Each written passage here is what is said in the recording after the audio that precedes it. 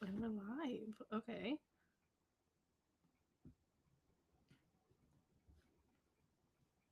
I wonder if I can watch myself.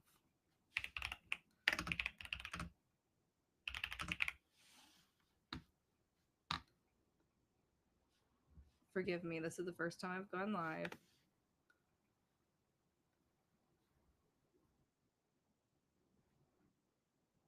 And I wanted to make sure that I did it right, but pardon me, we're also sick. But hi, welcome to today's little live.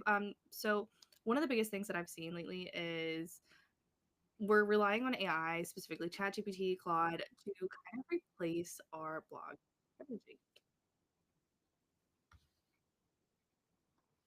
And the unintended consequences of that is that SEO AI does not have any type of background in SEO. It does not research anything. It is giving you common sense things. And it's really kind of tanking your blog content. I'm not just saying this to say it. We're going to prove it. I'm going to test exactly what you've been recommended likely to use as a prompt to find blog content. Um, general like off the top general common sense things that we search in ChatGPT and just in general, test AI and see whether or not it's giving you keywords that you can actually rank for. If it's content that you even want to write, if it's anything that's really good for you. Um, anyways, all right, let's get into it. I don't want to take up too much of your time, but what we're going to do is I am going to go to ChatGPT. We're going to test 3 different prompts and see what type of keywords it provides, the type of content ideas, and we're going to look for stuff that is actually rankable. So, can we rank for it? Is there any search volume? Does it make sense for us? Because depending on the keyword, it may not. Um, if it is useful, so in our overall SEO strategy, blog content, is it worth us putting this time behind it? And what kind of keywords even provides? And of course, I'm going to show you behind the scenes of my personal keyword research tool. So I use Moz and it allows us to test multiple keywords at once. So we're going to look at things like volume, we're going to look at difficulty, we're going to look at search intent because that does matter as well. So for the example today, I have 3. And the first one we're going to start with as soon as I can share my screen with you.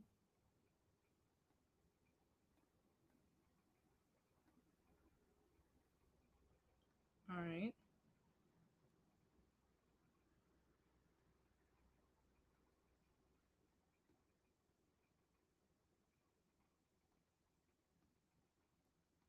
So the first thing we're going to test is we're going to test blog post ideas for copywriters. So I wanted to walk through this before with an example before I started testing yours. And as we're going through this, if you have an industry or niche, drop it in the comments and we can test ChatGPT with your industry and see what it comes up with and then test it using my keyword research tool. So you don't have to pay for keyword research tool. I am paying for ChatGPT right now, so you also do not have to, just to see what happens. All right. So the first one is a very simple prompt. It's, can you give me a list of 3 SEO blog post ideas for an industry and sharing the ideal audience? First thing we're going to do is this one is for the copywriter. So I already typed these out so we didn't have to type out with me. And let's see what it gives us.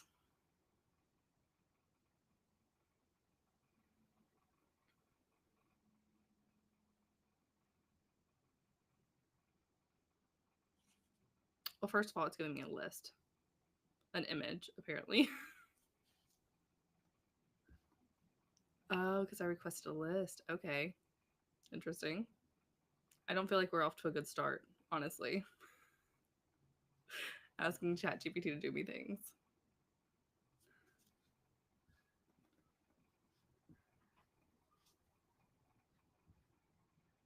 Okay, chat. Oh, mm-mm. We gonna new chat this. We ain't waiting for that. All right, we're gonna revise it. Give me a written list because we do not need an image. All right.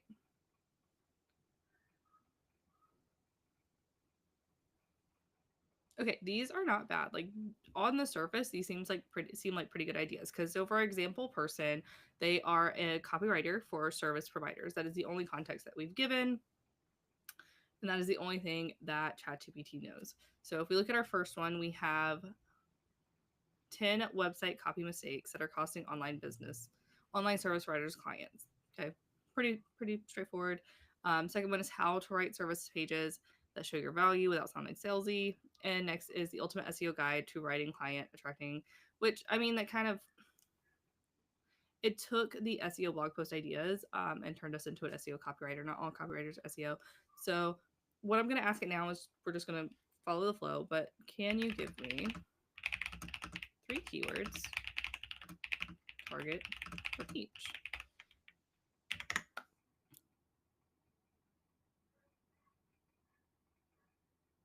All right, so now we have, I'm going to give it a second. I think we have a delay.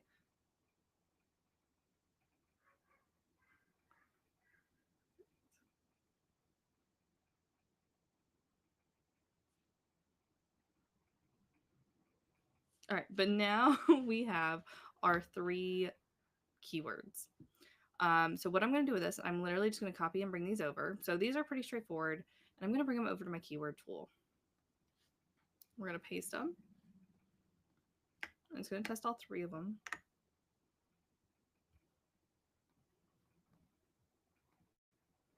Okay.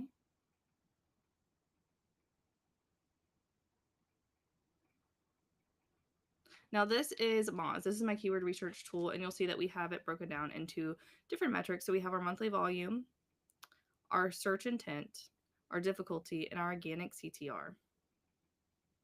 So CTR is how many people who see it in search click through it to your website. So that's normally what we'll expect is at 88% people who see it and click through it, or ideally. So these aren't really bad website copy mistakes, common copywriting mistakes, and why my website isn't converting. So this one wouldn't really be one, but these could definitely be keywords that we target.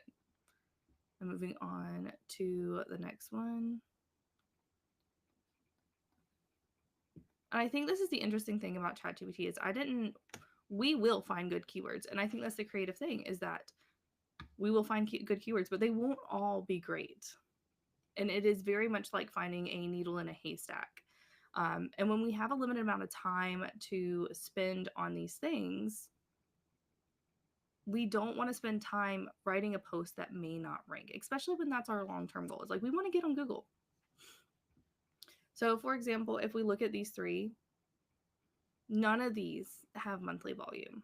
And they all seem pretty common sense. So how to write service page copywriting tips, how to sound confident in your copy. But none of these actually have monthly volume. So people are not actually searching for them. We don't want to write for them. All right, let's go ahead and try a test for one of our examples. So counselor has a private practice. I'm trying to hire for therapy near me or anxiety counseling near me too. All right, so let's do that. Let's give it a little bit more of a difficult or SEO focused prompt.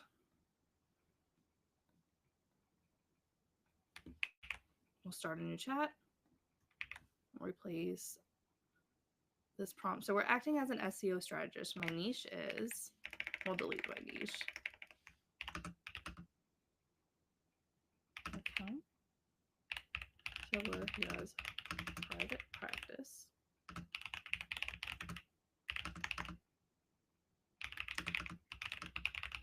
For therapy near me or anxiety counseling near me.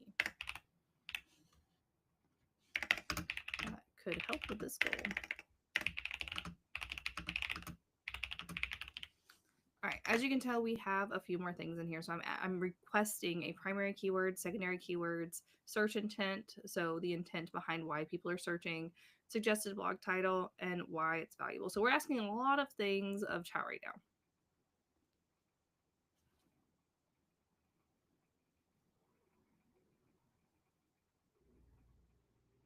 All right.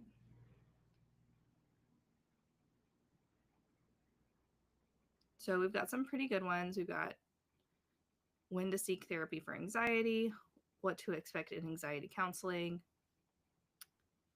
and best therapy for anxiety.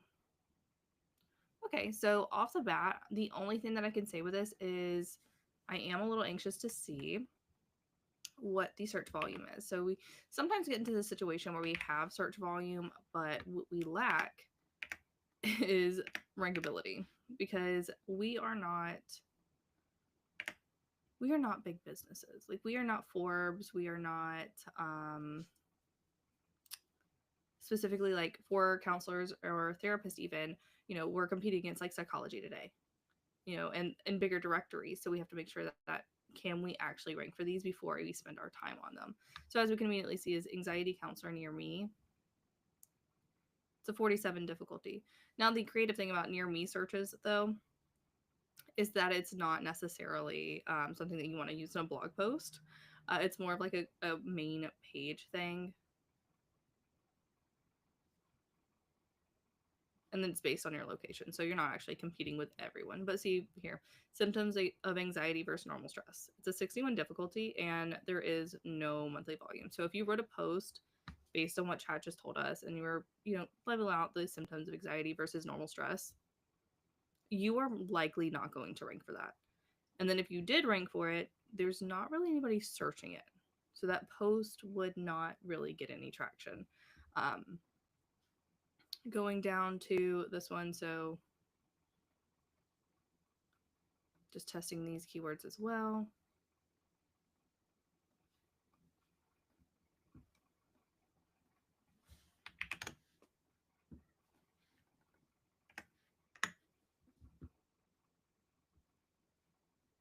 All right, so again, we're kind of in this situation where we have anxiety counselor near me, lots of difficulty. And then this one's pretty okay. This one's a 28 with 500. That's very first therapy session anxiety. But see, that's not going to match your search intent. That's not going to match your users. So this is about this keyword, first therapy session anxiety, I would bet is about the intent. So the intent behind this search would be about having anxiety around your first therapy session, not necessarily going to therapy for anxiety. What to expect in anxiety counseling, 47, no volume. How anxiety therapy works, 58, no volume. So again, we're kind of in this pickle where chat is giving us ideas that don't have any volume. They or if they do, they're not exactly the right search intent.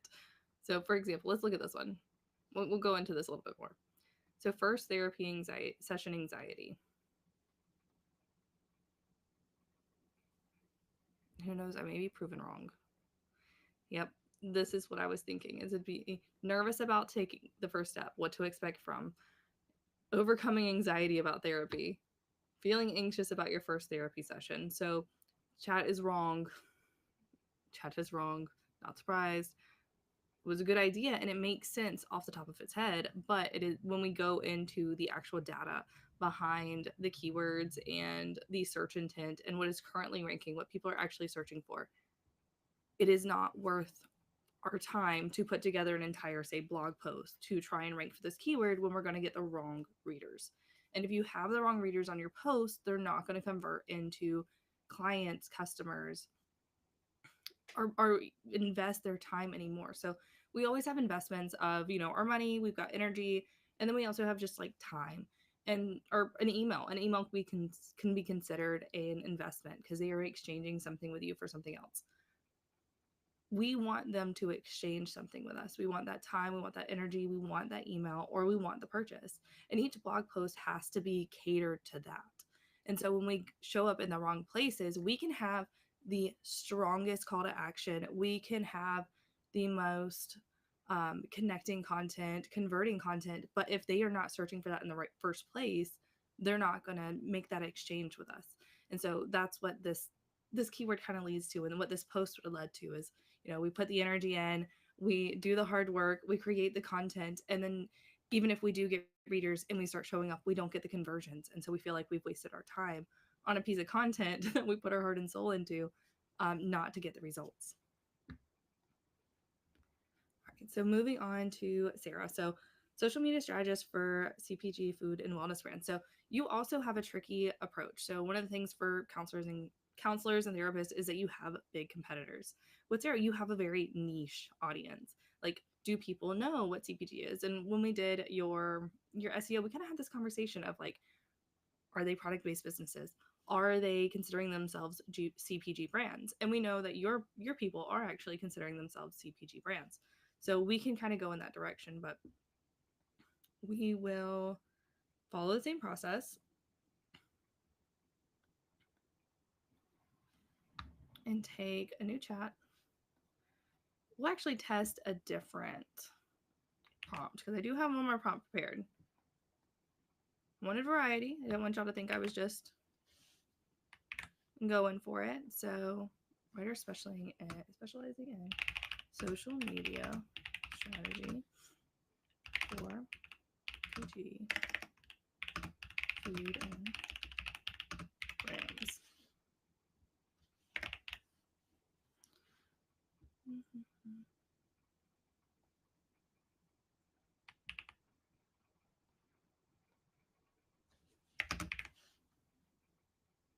All right, so this one's a little bit longer. We're taking the, telling ChatGPT to act like something. So act like an experienced blog post content writer specializing in social media strategy for CPG food and wellness brands. We're giving it the task to brainstorm 3 innovative and engaging SEO blog post ideas that will attract and retain the audience interest.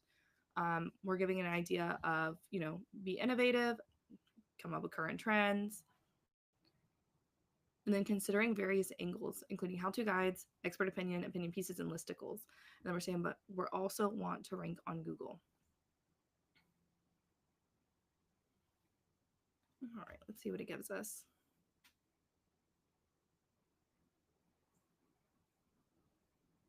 Okay.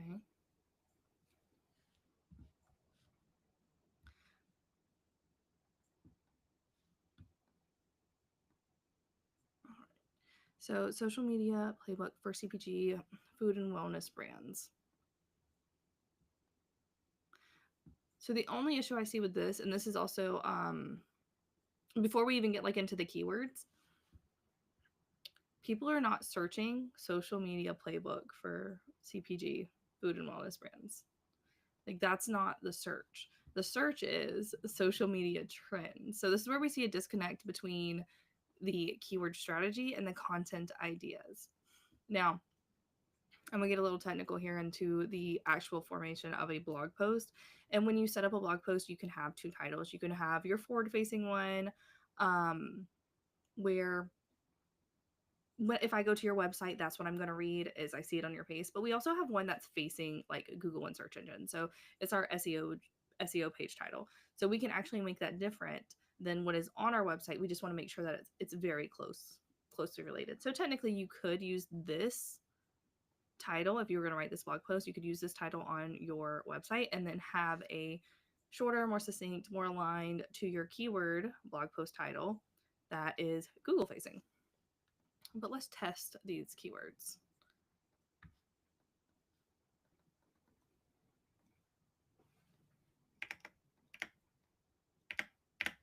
All right. Okay, so CPG marketing strategies, that's not bad. But as we can see here, the intent, and I haven't talked a lot about intent. I mentioned it in the beginning, but we didn't talk a lot about it. When something is transactional, so that means people want to buy. Whoever is searching this, they are looking for a product or service to purchase. I tend not to recommend these for blog posts because blog posts are meant to convert and inform and educate. They are not necessarily meant to sell. That is what a sales page is for. So when you're thinking about content writing and copywriting is to sell, and content writing is normally to engage, to connect, to build a community. And yes, you're normally going to have some type of selling in it, but it's not a dedicated landing page for like a product or service. So you could write one on this, but it might also be one that you want to incorporate into a sales page. Or when you go into writing a post like this, know that, hey, this doesn't need to be a guide. Like, it doesn't need to be a guide. We need to focus on writing for someone who is ready to buy. They're just looking for that last little decision make. So either that's a bit of trust or clarity around like what your offer is or what this would look like. but this person is ready to buy. And so you just have to consider that when you're using that keyword for a specific page. CPG, social media trends. So that makes a lot more different. That makes a lot more sense for a post like this. My only thing is it's 2025. We're coming up in 2026. So it's a little bit time sensitive and doesn't make sense going into it. So we would actually want to look at 2026. ChatGPT did not take that into consideration, but there's also no volume for it, which is kind of a bummer. So even if you wrote the post, and you can write a blog post and it not be good for Google. Like that is perfectly fine. If it is good for your people and you know that you can link drop it, that's fine. But if we want dual purpose posts or posts that show up on Google so that we don't have to work for the traffic, we have to think about the volume. We have to think about like, okay, are people searching this? How do we reach them? What point of their journey are they to get to read this, to want to read this? Where are they coming from? So what type of information do they already know? That's going above and beyond, but it's just showing you a little bit behind the scenes of like what we're thinking about when we're coming up with a blog strategy. All right, food and wellness marketing trends, also no volume.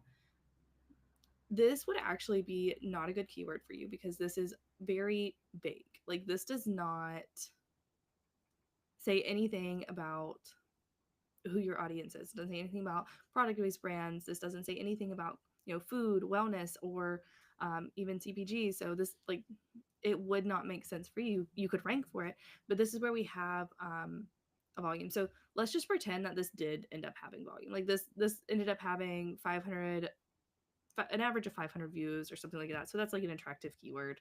Our difficulty was like 10 or very achievable. We still wouldn't want it. We would not want it.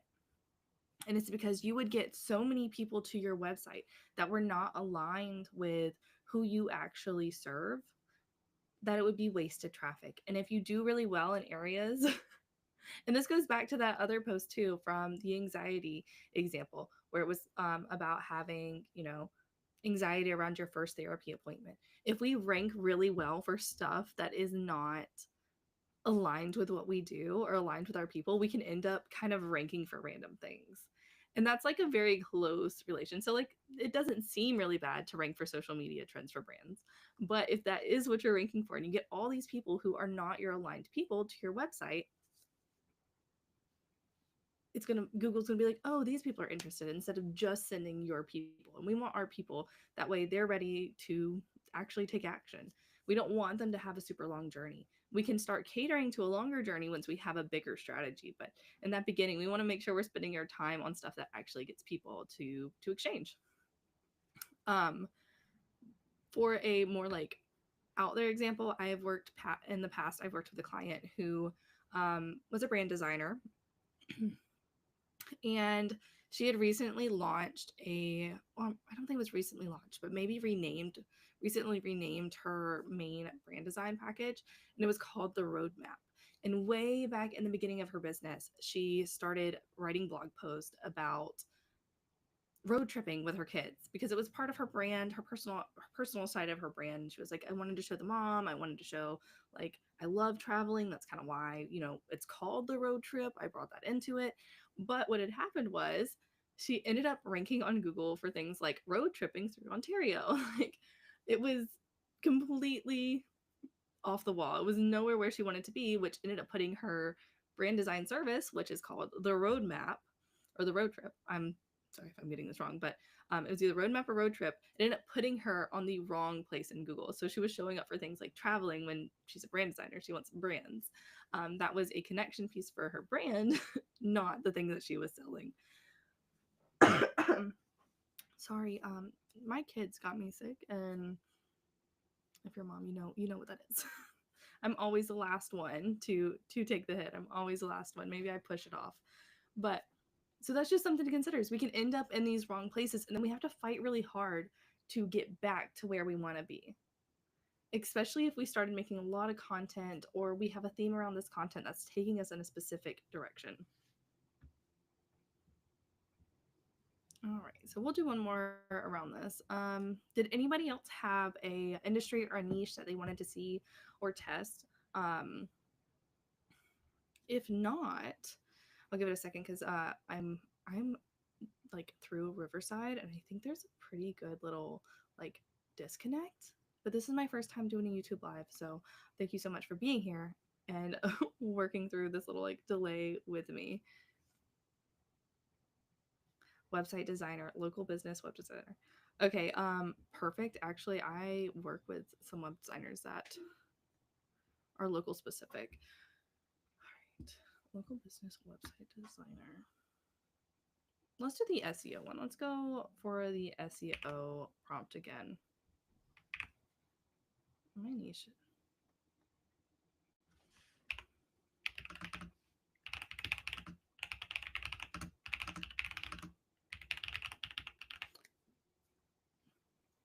Can you tell me a little bit more about,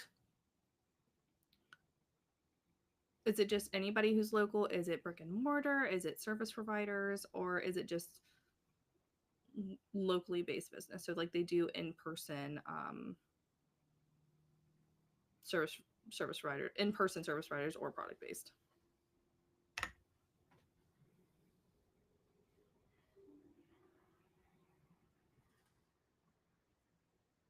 Okay.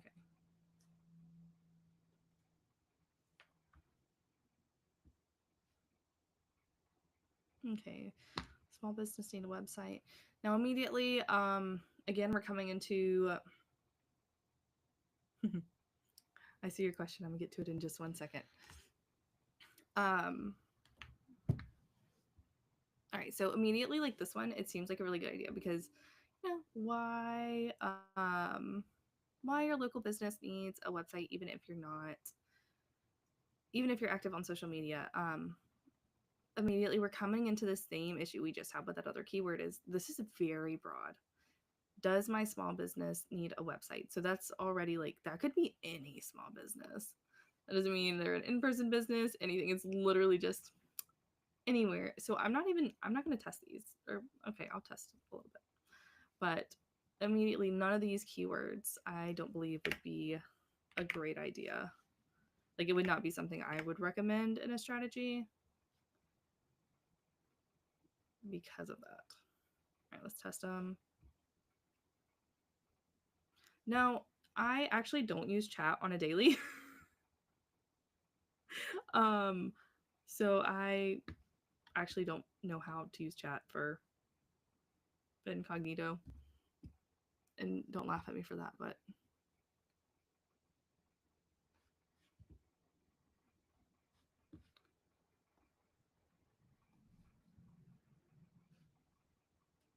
let's say, all right, so examples. All right, so back to these. So again, importance of a business website. Some monthly volume, 47 difficulty. Why a website is important for small business, no volume. Website for social media for businesses, again, no volume. Now, what's cool about this one is I have seen keywords like this that you, if you get more niche specific at the end of here, you can start finding some volume. Let's look at the importance of a business website.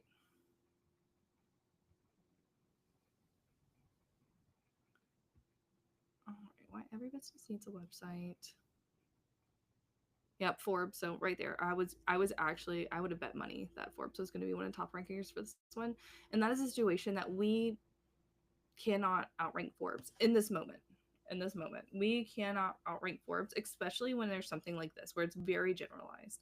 We can absolutely take over rankings as small business owners with a little SEO focus and magic. We absolutely can. But a keyword like this, where it's not very niche, there's not a good angle to take. Um, we would want it to be more specific to the people that we serve. So why every local business needs a website would be a good alternative. Yes. All right. So getting into how do we find the right keywords? So we just use a lot of keywords research and then use AI to help us come up with the titles. No, but yes, you could if you really wanted to. You could brainstorm in AI or brainstorm to the right, like, but keyword research takes up a lot of time. The only reason like I can zoom through this many keywords, I mean, we've been here for almost 30 minutes now, and I've probably researched 20-ish keywords, which I'm talking in between, so maybe 5 minutes. But my keyword tool, I pay $153 a month for this specific keyword research tool. And that is using their Black Friday sale. So outside of that sale, it is $200 a month for the tier that I pay for, which is like their medium tier. On a regular thing, it is around $100 a month, and you can get the basic, which is like 40, but it limits the amount of keywords. So you're not going to be able to like bulk research like I'm doing right now. You're more than likely going to have to research a singular one, kind of look up what like is popping up, and that is extremely time consuming if you pretty much know what I mean there. The struggle is you also like you got to figure out what people are searching. So where do we find that in between? Chat is not obviously not the best place to go. Now, what we can do is we can use these as ideas. So chat is kind of on the right track. And I'm sure if we played around with it for a little bit, we could get a few more like more niche things, and then we can kind of see what is working and kind of explore in that direction. But what I actually recommend is thinking about how you're planning your content in the first place. So with our businesses, there are going to be non-negotiables. There's going to be something that we have to rank, or that our readers really, really, really need to read to rank. So for me, I really need, like, one of the things that I like people to know before they even consider working with me is like, what is SEO? Like, why is SEO important? Or like, what does blogging actually do? Like, that's like a key thing for me. I am likely not gonna rank for those. There are thousands of SEO agencies that are paying for those rankings, but it is something I need to write. So for my readers, and it's going to be something I reference a lot, I know, going into my blog content. So one thing that I'm going to do is I'm going to start with those, and that's going to be my non-negotiable. And then I'm going to start brainstorming different approaches that could support or come back to this article. And this is where we build out like our blog content web. It's like a spider web. If you've been around for like spooky SEO, then this kind of ties into that. But it is our like content spider web, where the very center of our spider web is our core pages. That's like our services, our contact, our about, and we want to make sure that is in a good place before we like really branch out. But that is our core. That's where everything is going to. It's in our footer, it's in our header. So technically the majority of our website are linking to these pages. Then we want to pick our next non-negotiable. What is like the thing that someone needs to read before they can invest with us? What do they need to know? And so we start brainstorming around that. Now, that keyword may be really good. We might find some really good keywords, but if not, like, we're not going to stress it because it's something we have to write. And then we get into like this next tier. What do we need to write that can support this? Maybe that's a how-to. Maybe that's a complete guide. Maybe that's some tips and tricks. So we start breaking down like what do our people need to know? Like if the step before they would read this, what do they need to know? What would connect to this piece? Sometimes like say for Sarah, or I'll use you in a second, one second. Sometimes this could be like, how to use SEO or how to show up on Google. Stuff that's a little bit more, maybe they don't quite know the terms for what you do or the in-depth or the steps. So we take it there. And then we go to our third tier. We're kind of like building we're going further out in our spider web. And that's where it's like the awareness. And we start thinking about like, okay, what is an interest they have, but they haven't quite connected to the problem that we're solving. So this is where I'll bring Sarah, like, what if they don't know that they're technically a CPG brand? People start businesses every day, and not all of us know like what we really do. Like, do they know what they are? And it's very, very possible that they don't. They might just call themselves a product-based business. So maybe introducing that term to them in a blog post would be a topic that we can approach. So we could even talk about like, what is a CPG brand? What is marketing for CPG brands?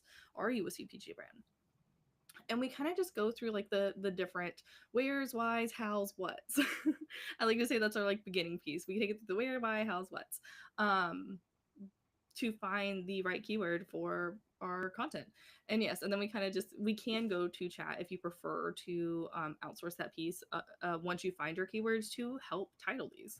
Like, chat has a place. It can definitely be used to help with the creative piece of like coming up with the title, maybe even finding some competitors for it so you can fill in the gaps.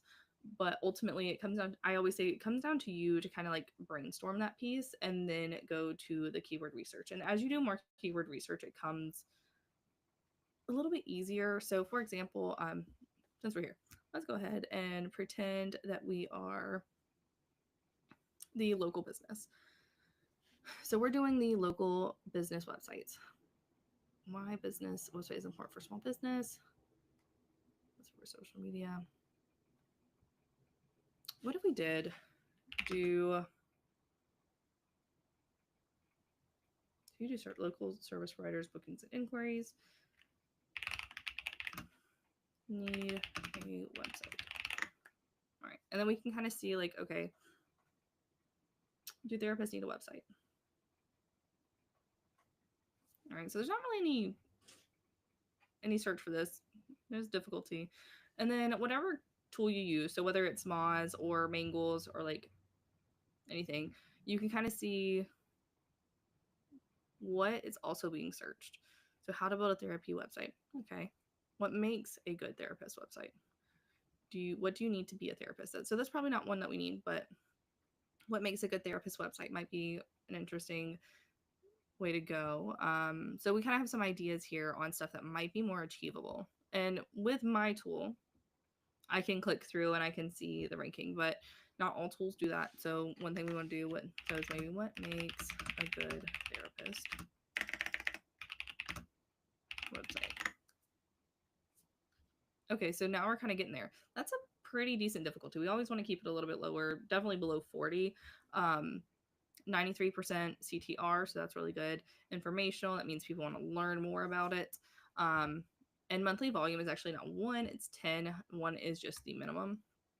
So the average of this time right here. So what makes a good therapist website? So that would be a good route to kind of take for yours. And it's going to look different per person. So for example, you work with local businesses. So we're going to think about the different local businesses that you work with and kind of build out spider webs for each of them, or like a branch of the spider web for each of them, where we have a non-negotiable for that area. And then it kind of branches out based on that. And then they'll have some like ones that will connect through all of them, but that's just something to consider. And then you could go in this direction. So what makes a good therapist website? You could even talk about like, you could look up keywords for booking programs that integrate well with websites, how to track conversions, maybe how to get on Google, or how to book more clients even, by having a website, having a centralized place, and doing more niche specific than just like website specific, based on like where they are in their journey. Then if we go to, say, back to counselor has private practice, therapy near me, or anxiety counseling for me. So I have not done as much for around anxiety, but I have done like searches for ADHD, and a lot of it is symptom based. So you have to think about the symptoms of what their anxiety is, maybe some concerns that they have about before going to therapy, financial considerations about therapy. So that's definitely something, especially if you're looking for near me searches, sometimes considering like, do you accept insurance would be a good thing to kind of go in that direction. How much does therapy usually cost in your area? That can help you rank for therapy and for your oh my goodness, my brain is blanking. So I can help you rank for therapy and for your specific location, instead of just near me, because that is something to consider. Like the more that you can, the way that near me searches work is based on your location. So you don't want to necessarily rank for near me. You want to rank for your location. And then when someone is near you and searches that, then they can associate that location with you. Also, it's very like hard to very casually add anxiety counseling near me or therapy near me or services near me into your copy, and that would be required. Also, it shows up in your SEO page title, and if you were to use like a specific near me keyword, it wouldn't make sense if somebody was not near you. So then they would be like, oh, click through, and then it does just, they aren't actually able to book because they're not actually near you. And yeah, but before I wrap this up, is there any other questions? You can drop them in the chat. I'll give it a second because like I said, there's a little bit of a delay.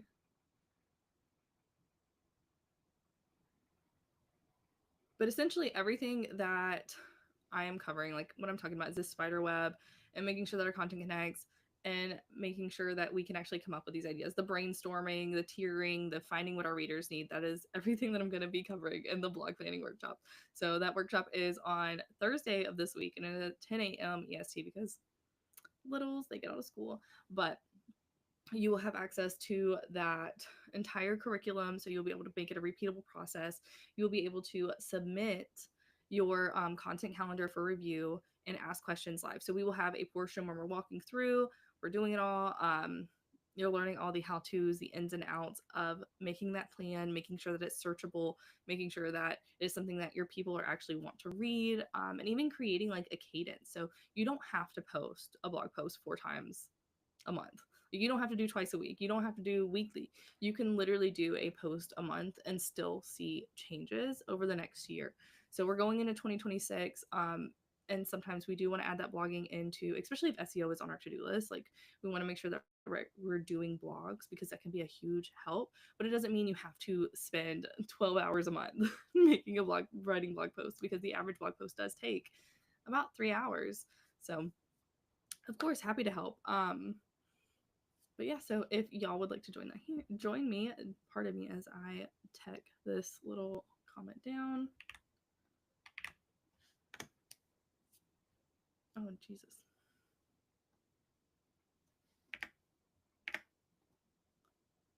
There we go. But I will be walking through how that happens and then also showing you how to find more content ideas once you've kind of gone through your non-negotiables and the little clusters that we built around them. But that is it for today. Thank you all for being here. I truly appreciate your company. And if you have any other questions, you can also DM me. Like, that's perfectly fine. My Instagram is at kamalama.co. Bye.